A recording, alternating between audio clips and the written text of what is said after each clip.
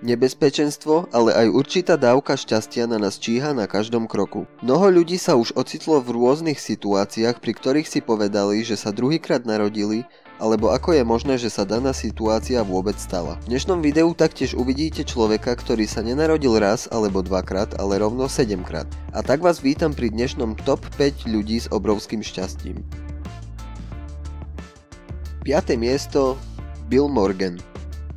Keď sa jeho auto zrazilo s nákladným vozidlom a po náraze zostalo celé rozdrvené, všetci si mysleli, že je to jeho koniec, dokonca aj podľa lekárov. Po viac ako 14 minútach po tom, čo bol oficiálne vyhlásený za mŕtvého, sa mu podarilo nejako ožiť a dokázal prežiť po 12 dňoch v kome, dokonca aj po tom, čo bol odpojený od prístrojov na žiadosť jeho rodiny. Ale tu jeho šťastie nekončí. Na oslavu svojho prežitia si kúpil stierací los a vyhral vozidlo v hodnote 17 000 austrálskych dolárov. Keď sa miestna spravodajská stanica dopočula o ňom a o všetkom jeho šťastí, boli tak ohromení, že si ho pozvali do svojej televíznej show. Na začiatku tejto show ho požiadali, aby zotrel stierací los, ktorý bol opäť výherný, a tak si počas živého vysielania prilepšil o ďalších 250 000 dolárov a poznamenal, že sa mu zrejme smrť chcela ospravedlniť za jeho predchádzajúcu autonehodu v podobe výherných losov.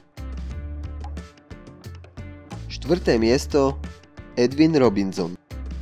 Šanca na zasiahnutie bleskom je 1 z 12 000, ale pre hluchého a nevidiaceho Edwina Robinsona bola táto šanca 100%. Robinson sa potuloval vonku okolo svojho domu za pomoci svojej hliníkovej palice, keď zrazu začalo pršať. V rýchlosti sa skryl pod jediný strom, ktorý sa tam nachádzal, keď zrazu do ňoho udrel blesk a zrazil ho k zemi. 20 minút ležal v bezvedomí, predtým než sa zobudil, následne sa vrátil späť do svojho domu, ľahol si do postele a po chvíli zaspal. Obrovské prekvapenie prišlo večer, keď sa zobudil a zistil, že vidí a počuje. Neskôr bol vyšetrený svojim lekárom, ktorý potvrdil, že získal späť svoj zrak a sluch a pravdepodobne prežil zásah bleskom preto, lebo mal obuté gumené topánky.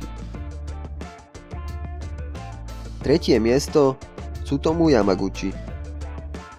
Počas druhej svetovej vojny bol Tsutomu Yamaguchi zamestnancom spoločnosti Mitsubishi Heavy Industries, ktorá od neho vyžadovala, aby cestoval po celej krajine.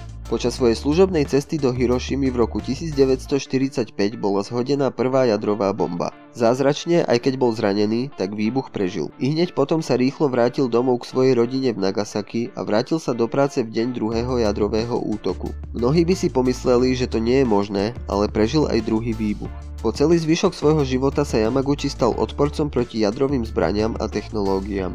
V rozhovore Yamaguchi povedal, že dôvod, prečo nenávidí atómovú bombu, je kvôli tomu, čo robí s ľudskou dôstojnosťou. Neskôr v telefonickom rozhovore povedal, že nechápe, prečo svet nedokáže porozumieť agónii jadrových bomb a ako môžu pokračovať s vývojom týchto zbraní. V roku 2009 Japonsko uznalo, že Yamaguchi prežil obe atómové bomby, ktoré boli zhodené na Japonsko, a stal sa jedinou osobou, ktorá prežila 2 výbuchy atómových bomb. Yamaguchi žil dlhý život až do veku 93 rokov a zomrel 4. januára 2010 v jeho domove v Nagasaki. 2. miesto Nichiren. Počas 12. storočia bol Nichiren popredným japonským mníchom, ktorý významne ovplyvnil japonskú adaptáciu buddhizmu. Jeho život však bol jedným z najkontroverznejších. Venoval sa písaniu a publikovaniu článkov a orgány tvrdili, že boli podvratné a ak by sa rozšírili, tak by mohli ohroziť ich moc. A tak bol odsúdený na smrť popravou. Mal však obrovské šťastie a podarilo sa mu uniknúť jeho osudu, keď kat, ktorý ho mal popraviť, bol zasiahnutý bleskom, a to presne v tej chvíli, keď zdvihol nad hlavu svoj meč, aby ho zabil. Nichiren bol neskôr prepustený kvôli zvláštnym okolnostiam a mohol žiť až do svojej staroby. Stal sa významnou náboženskou osobnosťou v krajine, ukazujúc, že úspech môže prísť dokonca aj vo chvíli, keď stojíte tvárou svojmu osudu. 1. miesto Frane Selak. Chorvát Frane Selak oklamal smrť nie raz, ani dvakrát, ale neuveriteľných 7-krát. Jeho prvé stretnutie so smrťou bolo v januári roku 1962 pri cestovaní vo vlaku. Idúci vlak sa vykoľajil a padol do mrazivej rieky. Okolo idúci ho bezpečne vytiahli na breh len so zlomenou rukou a modrinami, zatiaľ čo 17 ďalších cestujúcich sa utopilo. Potom len o rok neskôr v roku 1963 počas svojej prvej a poslednej jazdy lietadlom stratilo výšku a začalo veľkou rýchlosťou klesať k zemi. Frayne bol vyfúknutý cez poškodené dvere lietadla a zázračným spôsobom ako z hollywoodského filmu sa mu podarilo dopadnúť na kopu sena bez zranení, zatiaľ čo lietadlo havarovalo a zabilo 19 ľudí. Po 3 rokoch v roku 1966 riadil autobus, ktorý sa dostal do šmiku, sklzol do rieky a utopil 4 cestujúcich, avšak Frayne bezpečne doplával na breh a utrpel len niekoľko rezných poranení a modrín. O 2 roky neskôr takmer zomrel tým najdivnejším spôsobom, keď učil svojho syna ako držať pištoľ. Neuvedomil si však, že zbraň je odistená a nešťastne sa strelil do semeníkov. Prežil to, ale jeho semeníky toľko šťastia nemali. Neskôr v rokoch 1970 a 1973 bol účastníkom 2 nehôd, pri ktorých došlo k požiaru jeho aut, ale okrem niekoľkých spálených vlasov vyviazol opäť bez akýchkoľvek zranení. Aj po tomto všetkom jeho tanec so smrťou stále nebol na konci. Neskôr v roku 1995 bol zasiahnutý autobusom v Zahrebe, ale vyviazol len s drobnými poraneniami.